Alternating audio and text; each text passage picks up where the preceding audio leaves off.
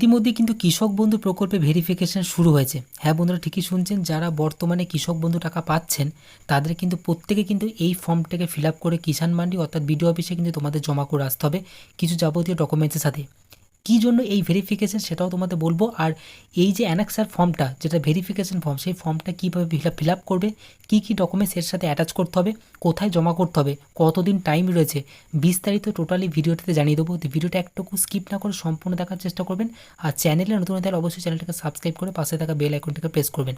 তো বন্ধুরা, কৃষক বন্ধু প্রকল্পে ভেরিফিকেশনটা কী জন্য করা হচ্ছে সেটা তোমাদের প্রথমে জানিয়ে দিই। যেটা পরিষ্কার জানিয়ে দিয়েছে যে পশ্চিমবঙ্গ সরকারি কৃষি দপ্তর কৃষক বন্ধু প্রকল্পে উপভোক্তাদের জন্য একটি সার্কুলার প্রকাশ করেছে। এই সার্কুলারে জানানো হয়েছে যে কৃষক বন্ধু প্রকল্পের সমস্ত বর্তমান উপভোক্তা তথ্য পুনরায় যাচাই, পুনর্মূল্যায়ন এবং প্রয়োজনীয় সংশোধন করা হবে। এর উদ্দেশ্য হলো শুধুমাত্র প্রকৃত এবং যোগ্য কৃষকরা কাছেই প্রকল্পের আর্থিক সুবিধা পৌঁছে দেওয়া। কেন যাচাই করা হচ্ছে? কৃষি দপ্তরের সার্কুলার অনুযায়ী কৃষক বন্ধু প্রকল্পে নথিভুক্ত সমস্ত উপভোক্তা তথ্য নতুন করে যাচাই করা হবে। পাশাপাশি পিএম কিষাণ ডেটাবেসের সঙ্গে তথ্য ক্রস ভেরিফাই করা হবে যাতে যোগ্য কৃষকদের সঠিকভাবে চিহ্নিত করা যায় এবং অযোগ্য ব্যক্তিদের বাদ দেওয়া যায়। মানে পিএম কিষাণ যারা পান তাদের ডেটাবেস থেকে কালেক্ট করেই কিন্তু কৃষক বন্ধুটা ভেরিফিকেশন করা হবে। মানে অর্থাৎ পিএম কিষাণ যারা পান না বা যারা পাচ্ছেন তাদেরও কিন্তু ভেরিফিকেশান কিন্তু হবে কৃষক বন্ধু প্রকল্পে। তো নথি যাচাই করার জন্য তোমাদের লাগবে Aadhaar card, voter ID card, bank অ্যাকাউন্টে পাসপোর্ট চাই, ব্যাঙ্ক অ্যাকাউন্টের ছবি মানে জেরক্স, এবং জমির আরওয়ার রেকর্ড মানে জমির পর্চা। তো এই উপভোক্তার কি যাচাই করা হবে? যে পাচ্ছেন তার কি যাচাই করা হবে?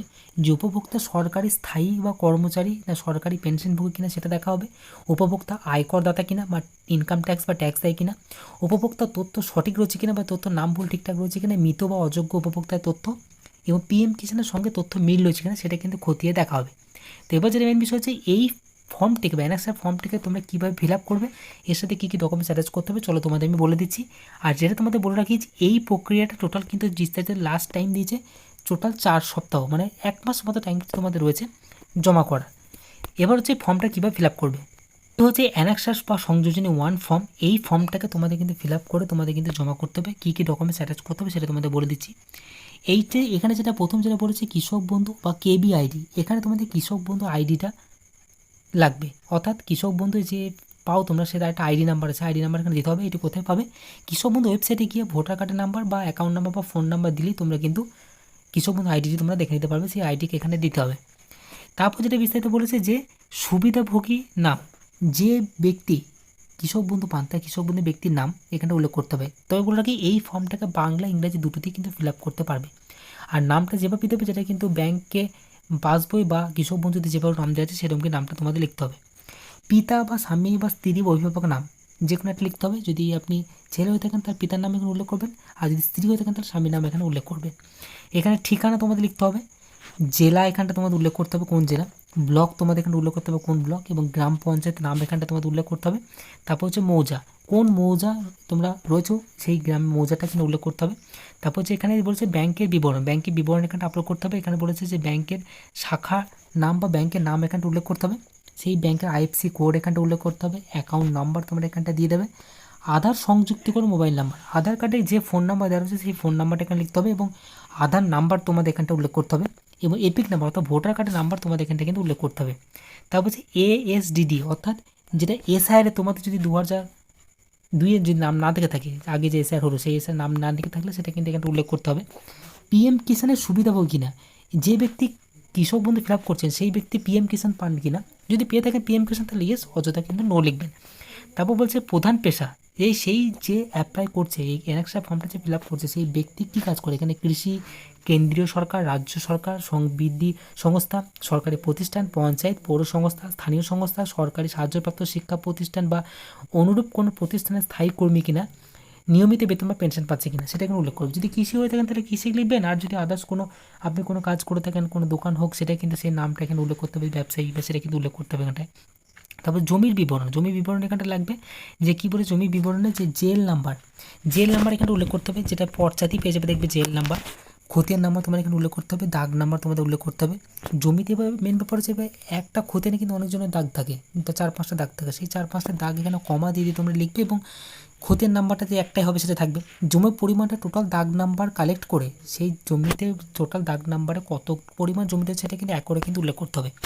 তারপর এখানে যেটা বলেছে যে স্বত্বলিপি, যে আর খতিয়ান নাম্বার তারিখ, যেটা পর্চাটা আপনার কত তারিখে হয়েছিল রেকর্ড, সেই রেকর্ডের তারিখটা কিন্তু এখানে উল্লেখ করতে হবে, যেটা কিন্তু পর্চা দিয়ে পেয়ে যাবেন।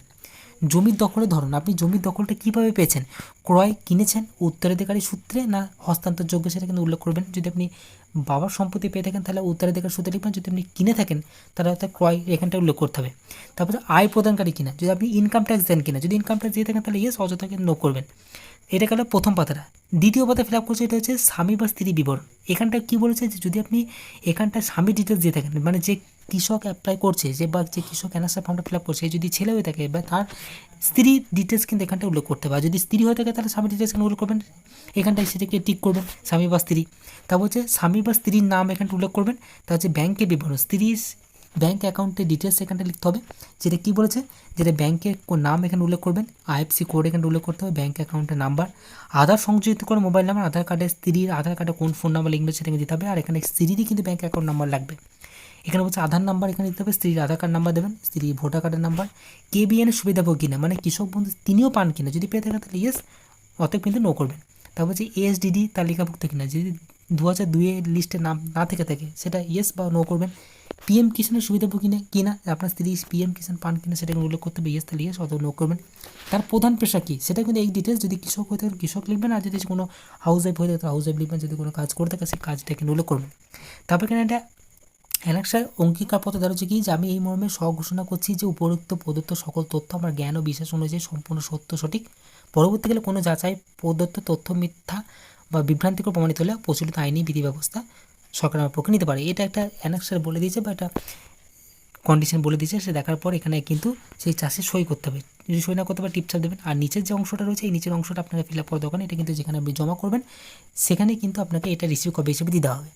তো এটার সাথে কী কী ডকুমেন্টস অ্যাটাচ করবেন, এখানে যে ডিটেলসগুলো ফিল আপ করলে সেই ডিটেলসগুলো এখানে লাগবে, যেমন ব্যাঙ্ক অ্যাকাউন্ট, তারপর আধার কার্ড, ভোটার কার্ড, তারপর এখানটা জমির পর্চায় এখানে কিন্তু উল্লেখ দিতে হবে।